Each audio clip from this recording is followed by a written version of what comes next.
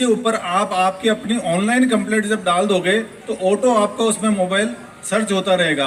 कैसे होता है, अगर कोई भी मोबाइल थेफ्ट हो जाता है या लॉस्ट हो जाता है तो सबसे पहले तो उसकी एक कंप्लेंट दर्ज करानी पड़ेगी आपको कंसर्निंग पुलिस थाने में। उसका एक पीडीएफ आपके पास होगा।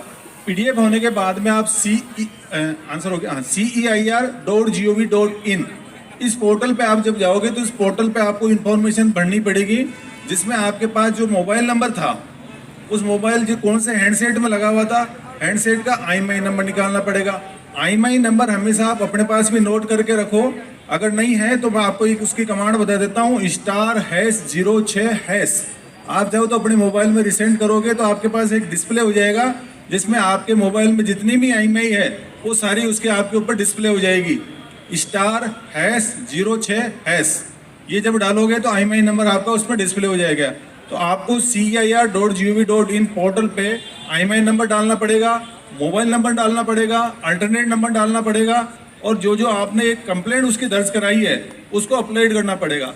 उस कंप्लेंट को दर्ज कराने का फायदा ये होगा कि आपको अगर नई सिम इशू करानी, क्योंकि हो सकता है आपका मोबाइल लॉस्ट हो गया, मोबाइल लॉस्ट के बाद में कोई भी उसका मिसयूज कर सकता है, तो आप अपनी जिम्मेदारी से बचने के लिए तो आपको क्या करना पड़ेगा, उसकी एक फॉर्मल कंप्लेंट डालनी पड़ेगी। वो आपके पास एक PDF होगी, वो आप ऑनलाइन भी राजस्थान पुलिस की वेबसाइट पे लॉस्ट एंड फाइंड आर्टिकल जो उसमें ऑप्शन आता है वहाँ पे भी डाल सकते हो।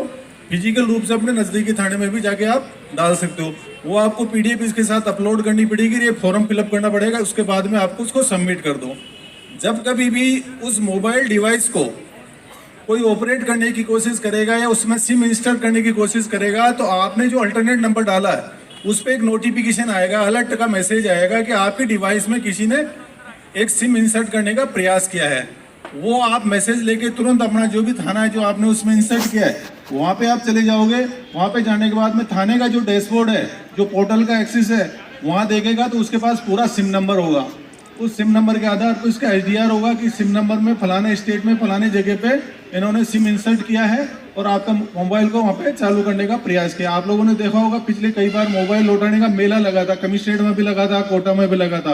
तो इसी पोर्टल की मदद से ये DOT का डिपार्टमेंट ऑफ टेक्नोलॉजी जो टेलीकम्युनिकेशन है उसी का पोर्टल है, उसी की मदद से ऑटो इसमें IMEI सर्च होती रहती है।